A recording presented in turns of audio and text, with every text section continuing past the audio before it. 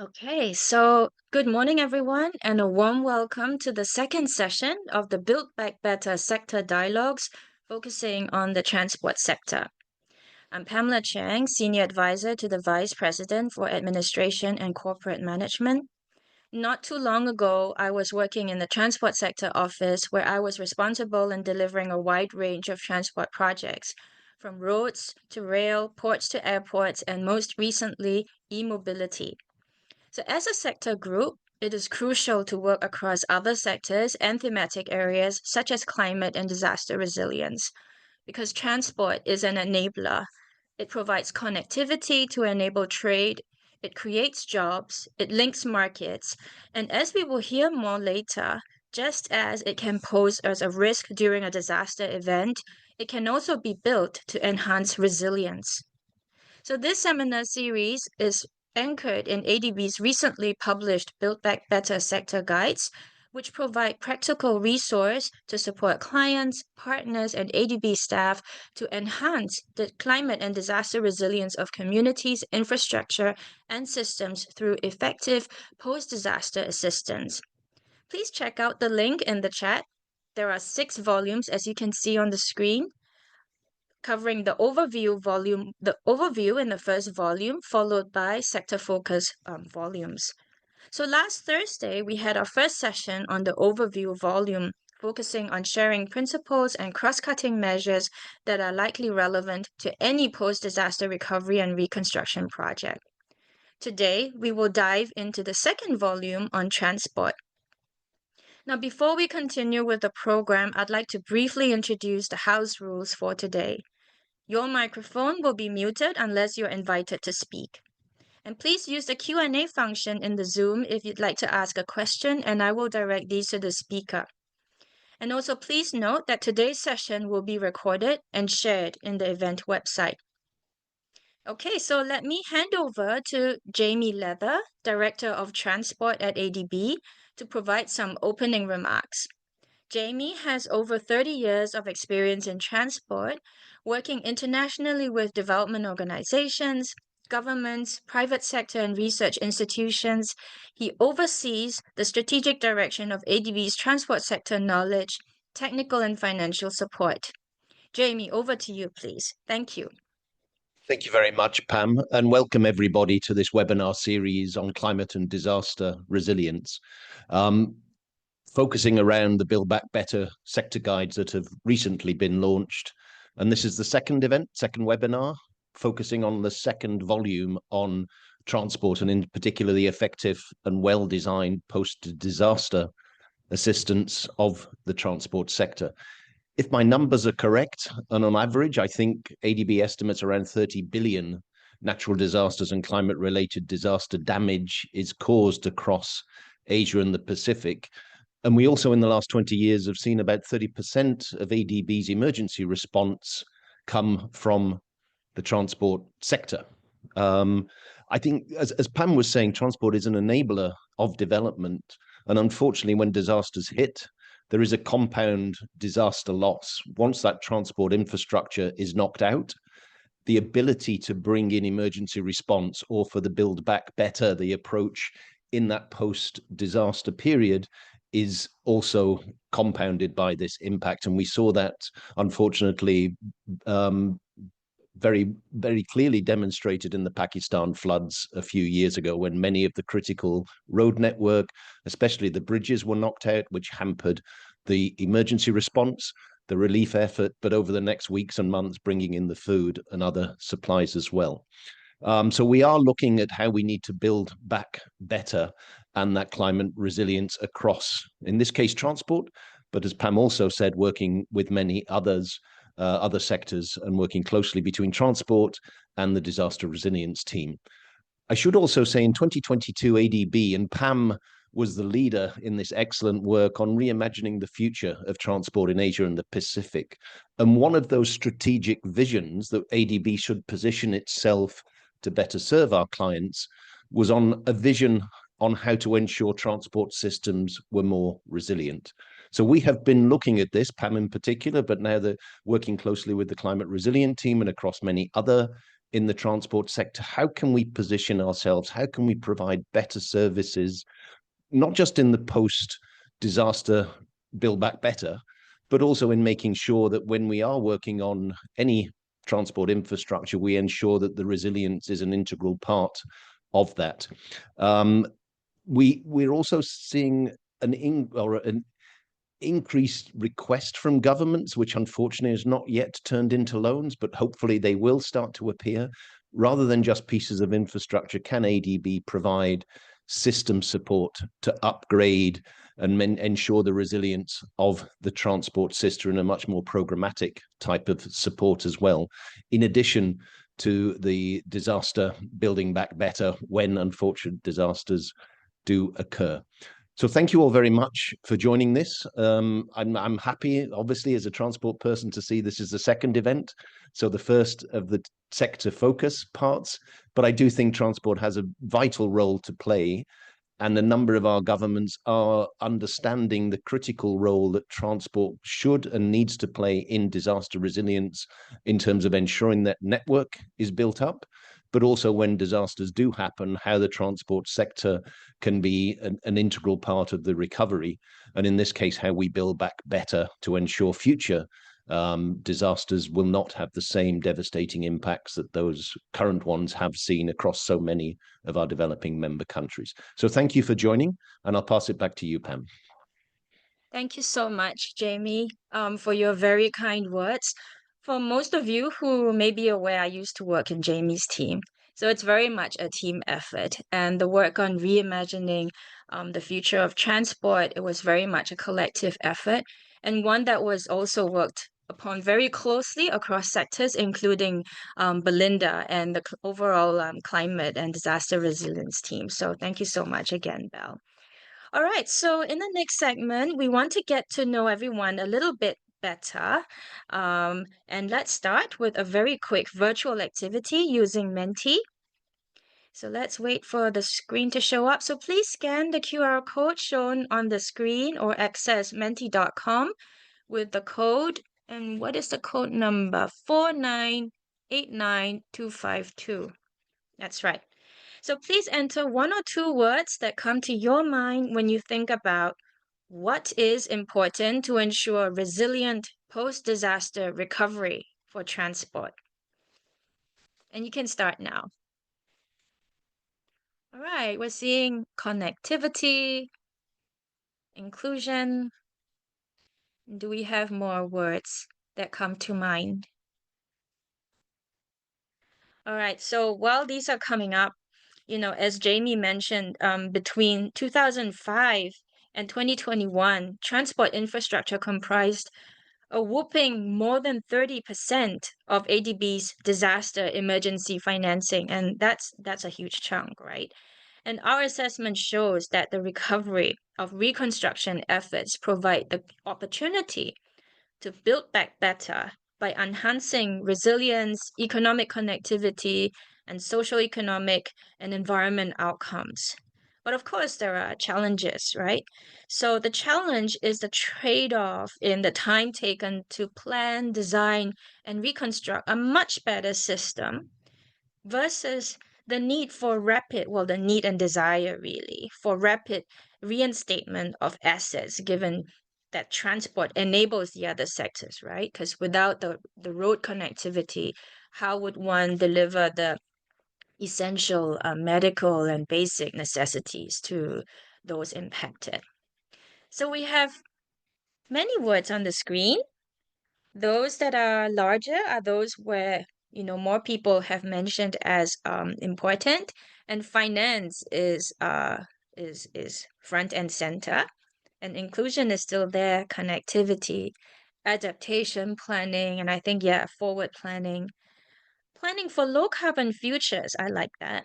Co-benefits, use of advanced technology. I love use of advanced technology. In my current role right now, we're also thinking about digital transformation, right? I mean, in this age of AI, automation, I think there's a huge scope for harnessing advanced technology. All right, so thanks so much for joining us in this little activity. And on this note, let me now invite our next speaker, Belinda Hewitt, to share more on the key principles and solutions set out in the Build Back Better Guide for Transport. Belinda is a senior disaster risk management specialist in ADB and is a key author of these valuable guides. Belinda, over to you, please. Thank you. Thanks so much, Pam, for the kind introduction. Yes, this is definitely a very collaborative effort on these guides. So I wanted to provide a little bit of an overview of some of the key principles and themes that set the scene for the transport sector guide. And it's really actually lovely to see this word cloud, because I think many of those key themes and priorities in the word cloud really do come through strongly in the guides. And that makes sense, as they were developed through a very collaborative effort across ADB, through review of case studies and with external experts and stakeholders. So that's great to see. The guides start by setting out some of the key principles, solutions, and objectives for post-disaster transport recovery and reconstruction. And many of these themes were highlighted by Jamie also. And really, when we're talking about Build Back Better, of course, that means that recovery should reduce future damages and losses and improve the resilience of transport users, communities, and systems. But also it provides a really important opportunity to achieve a range of other benefits that we're targeting in transport system development, including improving connectivity and reliability, improving accessibility and equity, especially for women and girls and other marginalised groups, enhancing safety, recognizing that many of our member countries really bear this chronic burden of road trauma and road fatalities and casualty impacts. And also really leveraging although we never want a disaster to occur, leveraging this as a kind of an opportunity of creative destruction when there is wide-scale need for recovery, to leapfrog over some of those existing transport solutions that may have been quite locked in, to shift to more green, efficient, carbon-friendly solutions. Of course, this all sounds great, but really what we've found when we have done our review and consultation is that this works best, or that this is enabled, primarily when we have got good transport planning in place, good risk and resilience informed transport planning, master planning, network analysis in place before a disaster that can really guide the recovery. And the same goes for any sector as well. And as Pam recognised, it is really a trade-off, and there are significant challenges for recovery in the transport sector. And as part of the guides, we did a review of these challenges, and we did find that some of them are sector specific. So of course, these are not all the challenges we face in post-disaster recovery, but in particular in transport, there is this trade-off and pressure around time. All post-disaster recovery projects have this pressure, but it's particularly pronounced under transport sector because the transport sector enables recovery in other sectors. And not accounting properly for adequate time can compromise resilience, but it can also compromise the quality of the project. And, a key solution here is really trying to look at how we balance short-term and temporary solutions with the longer-term solutions. Of course, another key point, a challenge is the knock-on impacts of decision-making. And particularly after a disaster, if we decide we may have to make really hard decisions, such as not reinstating a transport network, or, for example, a road in a highly unstable mountainous area, that will have very real human impacts on communities. And these need to be approached very carefully and very inclusively in terms of decision-making. And finally, transport sector, more than any other sector we found, has huge labour and material needs. And so this requires careful balancing of recovery planning and dialogue with other sectors in this cross-sectoral manner, and where possible, prioritising sustainable local solutions. So the guide also sets out some key climate and disaster resilience measures For each, it provides some guidance and some practical case studies on how they've been implemented in the post-disaster context. This is not meant to be exhaustive or meant to apply to every project, because of course the needs following any disaster in any context will be context specific. But these are some of the key areas that really emerged from the study. And these included network planning, integration, and redundancy, so ways to enhance that after a disaster, enhancing green transport networks, incorporating intelligent transport systems, such as for monitoring of future hazards, resilient structures, as well as material selection, enhancing drainage with flood impacts on transport in Asia and the Pacific, readily increasing, slope stabilization, and then, of course, embedding transport sector capacity development into recovery initiatives. I won't run through all of these. There are many here, but just to highlight a few of them. Really, in terms of the bigger picture of reducing exposure to natural hazards for the future, so reconstruction on a wide scale presents a very important opportunity to review the performance, the hazard exposure of transport systems, look at existing bottlenecks, and then replan and reinstate in a way that enhances not just business as usual performance, but also performance in the case of future emergencies, for example, increasing diversity. So if one part of the network goes down, we have alternative options. And of course, enhancing integration between transport modes and networks, and enhancing integration with other sectors. Another key area that's come through very strongly, not just in recent years, actually, in good news, this has actually been building over the last decade or so, is incorporating green solutions, including nature-based solutions, into the repair and reconstruction of transport corridors. The example we have here goes back to 2014 and one of the earlier Pakistan flood events.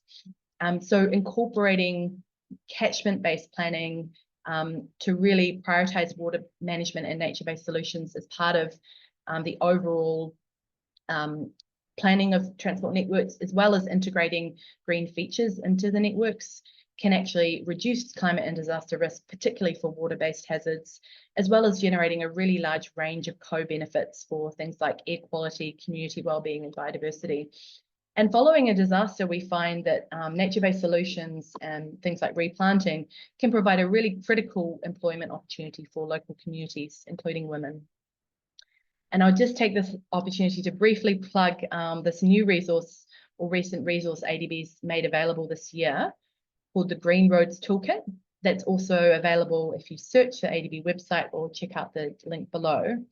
And this is a very comprehensive toolkit of solutions which provides transport stakeholders, planners, investors with a kind of menu of options on different green road solutions, as well as where to look for further resources on these. So definitely check that one out. Also developed by Jamie's team and other colleagues across ADB. And finally, I just really wanted to emphasize the importance of transport sector capacity development. ADB seeks to embed capacity building in all of its projects and investments, and including particularly in the post-disaster context. We actually see that lack of adequate resources, skills, and planning for regular and preventative maintenance is one of the biggest factors that contributes to the vulnerability of transport infrastructure systems to climate and disaster impacts. And the business case for investing in O&M is so strong, huge returns on investment, particularly for linear assets. So as much as possible, incorporating capacity building into recovery and reconstruction projects.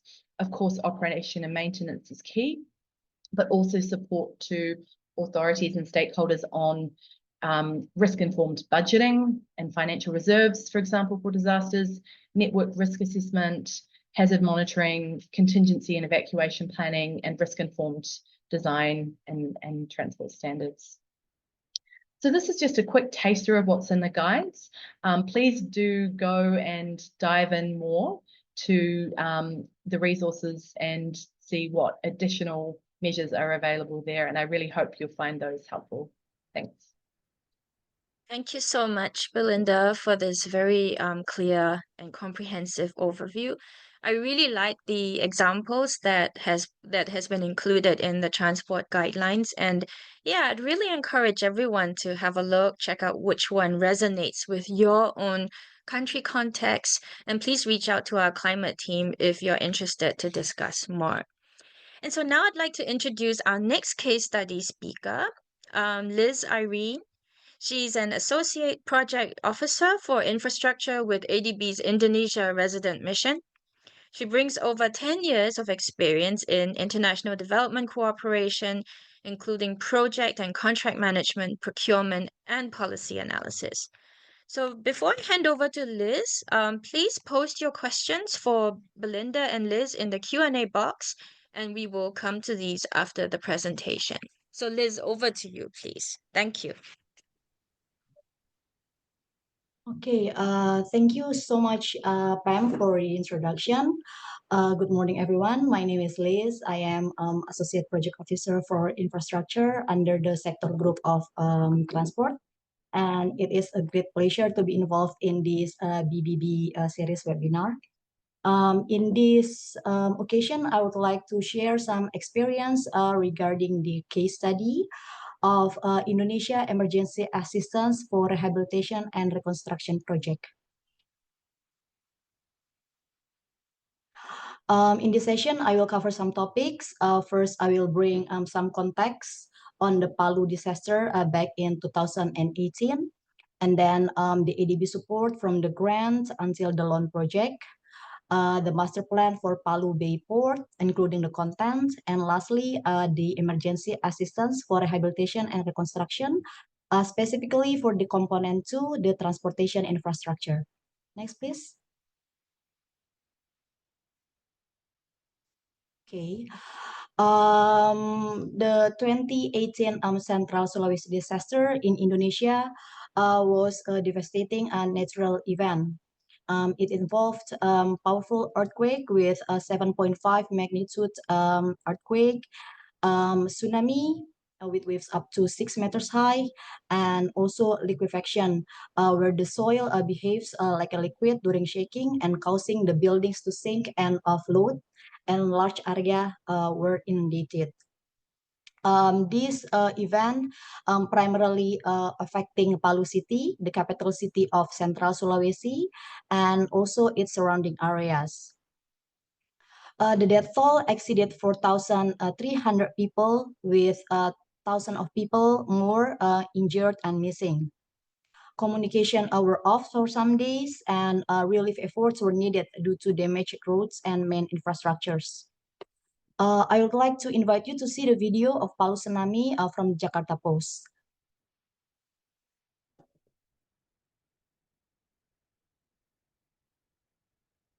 Mish, can you click it? Yeah.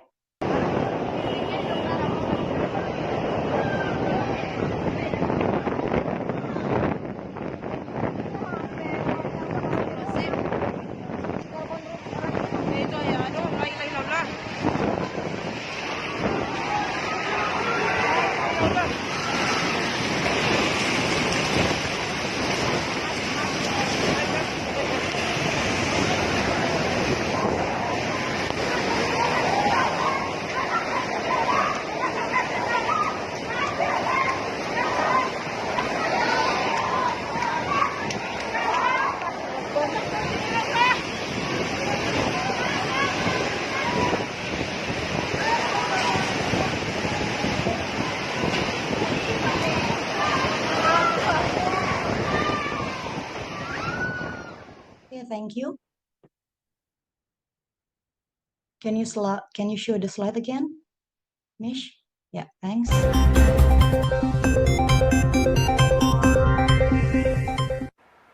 Magandang umaga, narito po ang late. Yeah, thank you. Next slide, please. Yeah, to help the government of Indonesia after the disaster, ADB has provided several supports. First was the emergency grant from Asia Pacific Disaster Response Fund in October 2018 with amount 3 million USD, where the National Disaster Management Authority, or BNPB, was the beneficiary. The grant proceeds were used for emergency purposes, including emergency rescue equipment, water purification and sanitation system, relief supplies of water, food, personal hygiene, etc. In addition to providing the grant support, ADB also provided emergency assistance for rehabilitation and recovery from recent disaster with amount 500 million, where this alone helped the national and local governments to meet the near-term requirements in dealing with the aftermath of the disaster. In addition to that, ADB also providing some technical assistance grants for post-disaster needs assessment, preparation of engineering designs, and support for the recovery master plan. And finally, as one of the sovereign loan project, ADB provided emergency assistance for rehabilitation and reconstruction project, which covers two components, the component one, public works infrastructure, and component two, the transportation infrastructure, with amount 297.75 million. Next, please.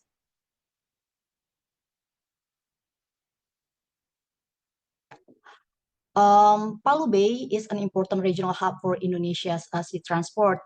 It is located on the central coast of Sulawesi Island, and it plays an important role in the region's maritime trade and economic activities. After the disaster, there was a strong need to rehabilitate and reconstruct the transport networks, including the ports for facilitating the trade and continue to support the economic growth. There are three main ports in Palu Bay, namely Pantoloan Port, Wani Port, and Donggala Port, which each of them has a different function.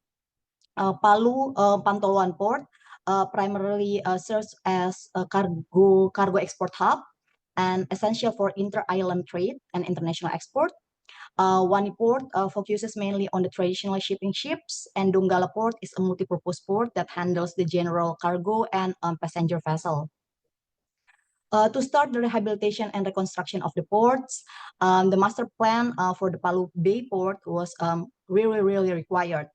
And using the experience from the previous disaster, the master plan is now not only to repair the damaged port infrastructure and increase the port capacity, but also to provide ADB value addition, including the strengthening infrastructure resilience against disaster, improved accessibility and connectivity, as well as sustainable port development. The master plan was referred for the preparation of detailed design by the design team, the consultant under the AR project. And in addition, the design team also reviewed the draft disaster-prone zone and design standards that were implemented following the earthquake and identified site-level implication. Can you click again, Mish? Yeah, on the right side, you can see the disaster-prone zone where the preparation of this map was facilitated also by ADB and in collaboration with the local governments and central government. Here you can see some of the colors indicating how severe or how disaster prone the zone, and it is and therefore it shows whether we can do construction of high-rise building or not, or to what extent the activity can be done in specific area. Next slide, please. Yeah. Okay.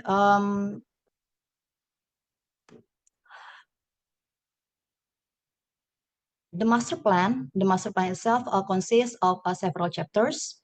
The first chapter provides an introduction, outlining the background, the legal framework, objectives, port hierarchy, and study location. The second chapter provides an overview of the region, including its geographical location, administrative boundaries, physical condition, etc., etc. The third chapter presents the existing condition of the ports at Pantoloan, Donggala, and Wani, where it outlines the overview of the port, the existing port facilities, including the core facilities and supporting facilities, the operational performance data, navigation aids, including the condition of the lighthouse markers, the buoy beacons, and other navigational devices. Next, please. The fourth chapter outlines the analysis of maritime transport service demands, where by combining the demographic projections, economic growth trends, cargo traffic data, and vessel arrival forecasts, the demand for maritime transport services at Pantoloan, Donggala, and Wani ports can be accurately assessed.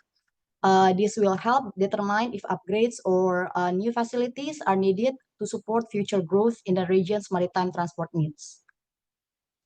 The fifth chapter covers the port development plan, which outlines the strategic approach to expand and improve the port facilities to accommodate future demand and ensure operational efficiency. And this plan involves key components, including the land and sea facility requirements, phased development plan, dredging modeling study, especially for the Donggala and Wani port. The chapter 6, it covers the financial feasibility analysis, which assess the financial viability of the port development plan, helping to determine whether the proposed infrastructure and operational changes can be sustained economically. And lastly, the seventh chapter covers the IEE, the initial environmental examination, where it also explains more about the concept of green port or eco port, the impact infiltration and sub-project categorization based on ADB SPS 2009, environmental and social study direction, and EMP direction during the construction and operation. Next, please. Now we are moving to the emergency assistance for rehabilitation and reconstruction project.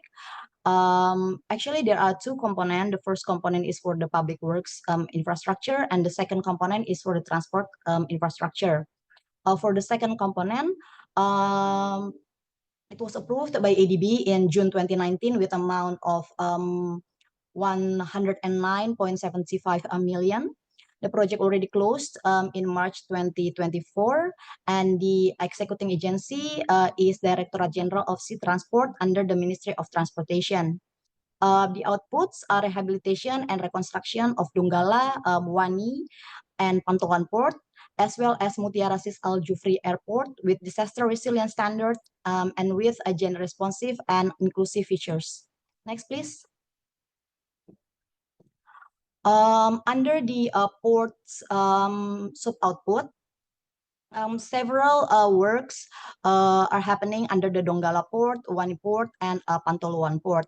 However, the BBB feature included in the ports, specifically including the detailed design, which incorporate the latest seismic standards from Indonesia, which means the jetty structures will be specifically designed to withstand earthquakes and making them more resilient to seismic activity, which is crucial for ensuring the long-term safety and stability of the port infrastructure.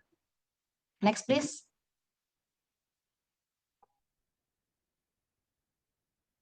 Yeah. And in addition to the development of the ports, the project also includes the reconstruction of Mutiara Sis Al Jufri Airport, which serves as the provincial airport in Central Sulawesi province. The works in Mutiara Sis Al Jufri runway and also terminal and other buildings cover several detailed activities. However, for the BBB features for the airport development, focus on several key areas to enhance both safety and sustainability. First, the airport include helipad facilities designed for emergency or for the specialized flights.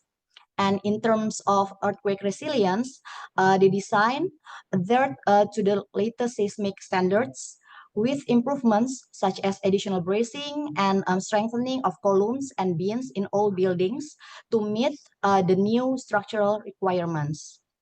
For the airport airside and landside structures, it was also built to high standards, ensuring durability and safety in the event of earthquake. The design of the terminal and other buildings also emphasized increased circulation and safe areas, improving passenger flow and safety. And additionally, the airport also constructed to meet the green building standards, promoting energy efficiency. Next, please. Okay, in summary, I have covered the essential components of the application of BBB in AR project. This project was designed to enhance the infrastructure, built to higher standard of disaster resilience, and it was a significant effort and was a success due to strong collaboration from many government stakeholders, especially the Ministry of Transportation of Indonesia, in particular the Directorate General of Sea Transport and Directorate General of Civil Aviation. In this slide, I show you the picture of the inauguration. The left-hand side is the picture of the President Indonesia, Jokowi, the former president of government of Indonesia, right in front of Wani Port. And on the right side is the picture of inauguration of the Mutiara Sis Al Jufri back in March 2014. Okay, I think I have covered everything. Thank you again for your time and attention, and I would like to hand over to Pam. Thank you. All right. Thanks so much, Liz, for your very informative presentation and generous sharing for what the great work that you and your team have done in Indonesia. I'd like to just also gently remind our audience who've been a little quiet this morning and like to encourage you to, if you have any thoughts or reflections or some questions, please pop them into the Q&A box. And meanwhile, I just wanted to comment that the images in the video shared by Liz, it's unfortunately becoming very common in the region in which we operate. We're seeing a lot more, even particularly where we are sitting in headquarters. And in ADB, I'd like to just share with everyone that we provide not just loans and grants for hard infrastructure, for engineering. We also do provide technical assistance to help develop capacity, enhance readiness, and I really like the concepts of building back better to make them greener and smarter. It's actually my pet topic, smart and green ports. And I think just another reflection is important to not just make the port resilient, right? That's one of the biggest lessons that I learned when I was developing port projects. But we need to make the overall system resilient, and that comprises the port, the connecting roads, the communities, the essential services, and any gaps in that system would render the overall system ineffective. So glad to see my colleagues nodding. All right, then me check if we have any questions in the chat box. Not yet. Please don't be shy. So while waiting for everyone to, maybe even share some feedback and reflections, let me just ask Liz a question. So Liz, how best can countries reach out to ADB to find out more? I mean, in the case of this project you did in Indonesia, did they reach out to ADB before the disaster event, or did they reach out post-disaster event? Okay, yeah, thanks, Pam, for the question. Right after the event, the central government of Indonesia. Maybe you have heard about Bappenas, the Ministry of Development Planning. Yeah, Yes. they were coordinating the support from development partners, and I think like 1 or 2 weeks after the event, they invited I think some of the potential development partners to discuss together about to what extent the development partners can support them in terms of infrastructure reconstruction and rehabilitation. as well as the quick emergency assistance that can be supported. And yeah, at that time, I still remember that led by Bapenas, they check and assess the possibility of each development partner, and then the strength point of each development partners. Like for instance, in case of ADB, we are quite good at the transportation, and that's why they request ADB to provide the support specifically for the transportation infrastructure rehabilitation and reconstruction. So that's happening during the post disaster. Right. Thanks, Liz. How long did it take to structure this assistant and, get it all approved? And, what are some of the challenges that you faced in terms of working across sectors, like with, our climate disaster colleagues or with the government? And how did you Uh, overcome it? yeah. Um, Uh, to be honest, during the preparation of the project, I wasn't involved yet. I wasn't involved yet during the preparation of the project. But I remember that in Indonesia Resident Mission, to process the project, the team collaborate among some sector group from the water and urban department, and then the transportation. Um, Also with the financial team, checking the project scope, the project scope that can be supported by ADB, and with the strong collaboration too with the Bapenas, Ministry of Transportation and Ministry of Public Works. The project finally approved, yeah, back in 2019, if I'm not mistaken. Yeah. Okay, thanks so much, Liz. Okay, next, let me just post my next question to Belinda. I think what was most quite interesting for me, at least, to know in the volume two, is one of the key objectives of post-disaster transport recovery and reconstruction is the concept of resilient post-disaster recovery in the transport sector should reduce future damage and loss and improve the resilience of transport assets, users, owners, operators, etc. So, Belinda, could you help us to unpack? Because I think, it's, a sentence full of everything good, but what does it mean? And can you share with us how one can go about doing this? Yeah, thanks so much, Pam. It's a really broad concept, and I think that was a big challenge in developing the guides, was to come up with solutions that are relevant across such the wide range of geographies and countries that ADB supports and works with, as well as the very different post-disaster recovery contexts. So, one way we provided that in the guides was to give this kind of menu of options of the key themes that came through, like some of the ones I shared. But really, when it comes to a specific disaster, what we encourage and what we cover in the introduction section of the guide is to engage in a really meaningful post-disaster needs assessment. And that's now an approach which development partners working closely with our member countries have finessed into an established post-disaster needs assessment methodology, and an area that ADB is increasingly playing a role. So under things like our Asia Pacific Disaster Response Fund, which actually also provided a grant in the case of the Sulawesi event, we can not only support now the immediate post-disaster needs assessment, the immediate needs, but also provide technical assistance for that post-disaster needs assessment.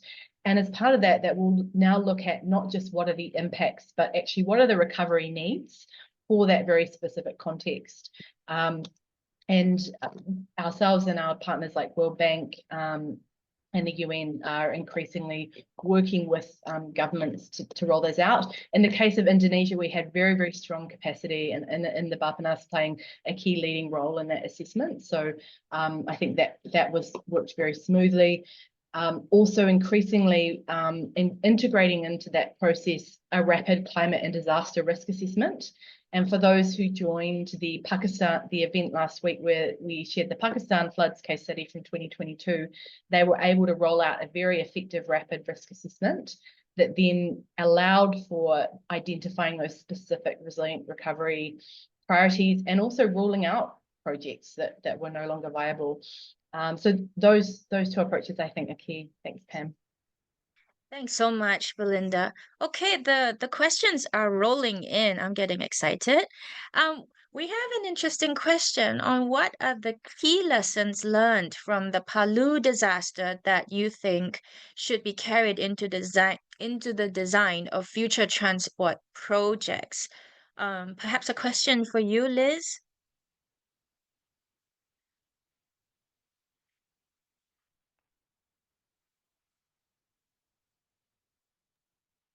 Okay, the questions, what are lesson learned to improve the replicability of the port resilience or roadmap development project in Indonesia to other regions?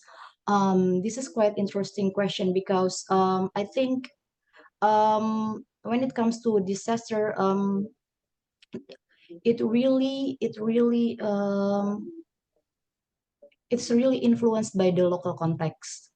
Um, the local context, meaning it will be affected by the condition, the social economic condition of the region, the basis or the existing infrastructure of the area, and then how strong the leadership of the local government and central government to roll out the new port resilience roadmap or development project in to the other regions. So I think if I may refer to what happening in Palu, I think a very strong leadership from Bappenas to rehabilitate and to reconstruct the port, the three ports in Palu with a build back better concept is very important to have a strong port resilience roadmap development project in other regions. In addition to that, I think we must have a strong capacity of the executing agency. This means they have to really understand that increasing the quality of the infrastructure to a BBB standard, it will require more efforts. Meaning they will have to invest in more cost. And then because I have researched that usually for the BBB integrated infrastructure, the cost will be higher, almost 30% compared to the original one. That's the first point. And the second point, they must also have the understanding that it may also take a longer time to construct the new infrastructure, because BBB integrated infrastructure, usually it will require longer a period for the design compared to the normal infrastructure. So I think once we have a strong executing agency which has the same knowledge, the same understanding about the importance of BBB, it will be easier to develop and to implement the port resilience roadmap development project in other region. Thanks, Liz. And I think, Belle, would you like to add on to that? Yeah, no, I think Liz has absolutely, covered it. But just as an example that I thought was really impressive from the work that Bappenas and Indonesia ADB and partners did, was they actually managed to get total rezoning of that Palu Bay area through ahead of the major reconstruction efforts. That's incredibly challenging, and in many of our member countries, we rarely achieve that. So the rezoning is, retrospective, but actually due to the strong leadership of Vapanas and this technical assistance support from development partners, including using things like remote sensing technology to look at the disaster impacts more accurately, they were able to get that rezoning through.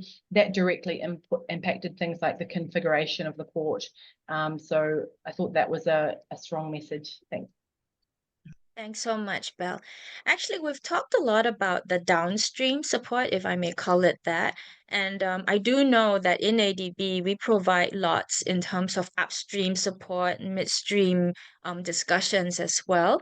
Perhaps, Belle, if you can share with us a little bit more on, the types of upstream support, like contingent disaster financing and, what sorts of support can ADB provide?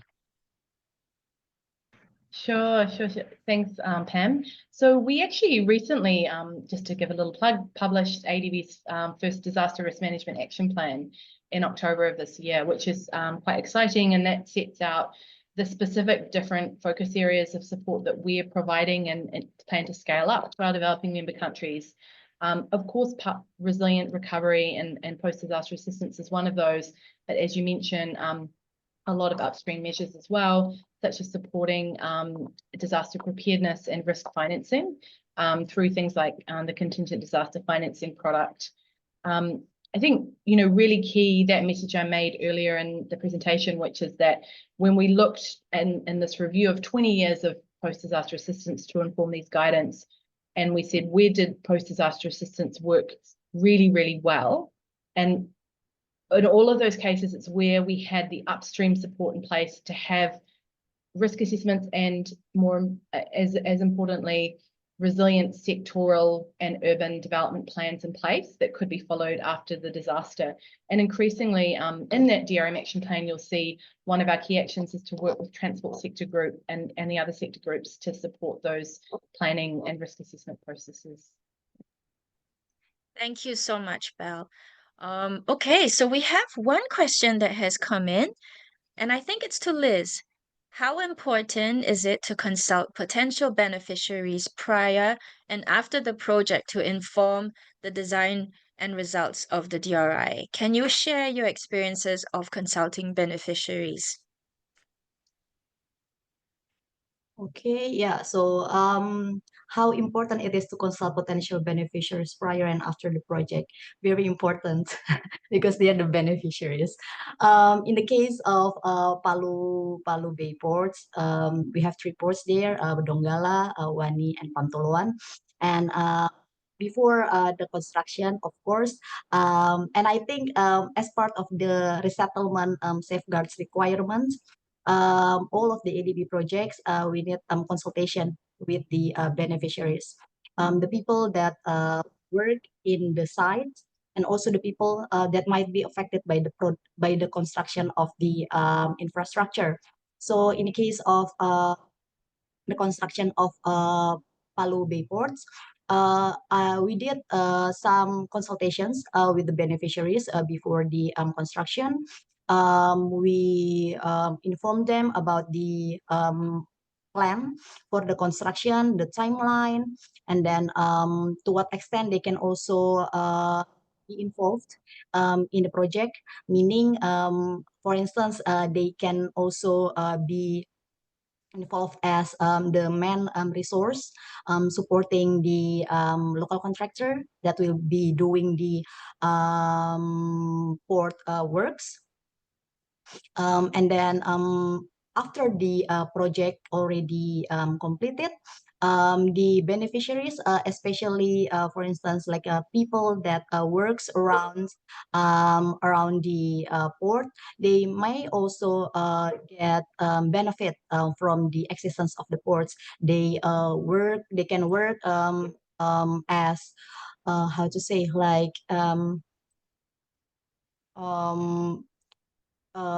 the informal seller around the ports area.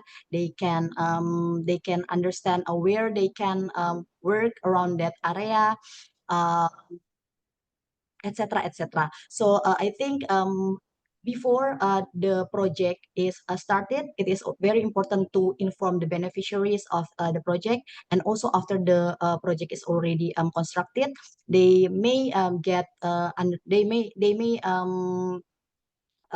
they have to be understand too about the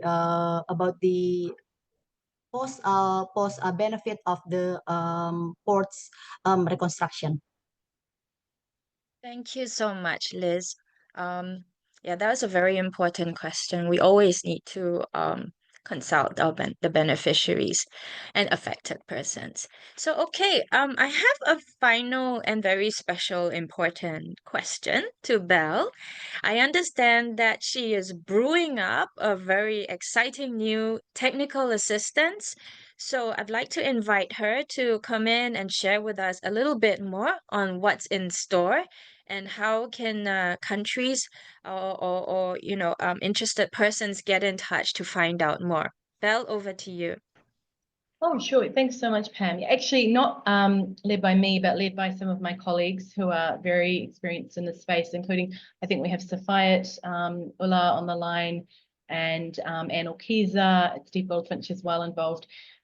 Currently establishing a new TA on resilient recovery, so a TA platform to help further take forward some of the lessons that we've discussed today and in the wider review of ADB's emergency assistance, and really work with our DMCs to strengthen their capacity, their governance, and things like public financial management arrangements for resilient recovery. And we'll be taking forward many of the comments, the word cloud, that kind of thing, captured in today's event to help inform that technical assistance. So ADB staff, please feel free to get in touch with Safayat and colleagues and external colleagues.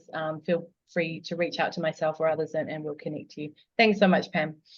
Great. Thanks so much, Belle, and thanks so much, Liz, for your time today, and to also every one of you for joining us virtually today and for this very rich exchange. So these presentations and the event recording will be uploaded to our Events Air website. And I request Michelle to include the link of the Events Air website in the chat. So please stay tuned for the next session of the Build Back Better Sector Dialogues, which will continue next year. And on this note, I'd like to thank you again for participating. Have a great day and have a very happy holidays ahead. Thank you so much. See ya. Thank you.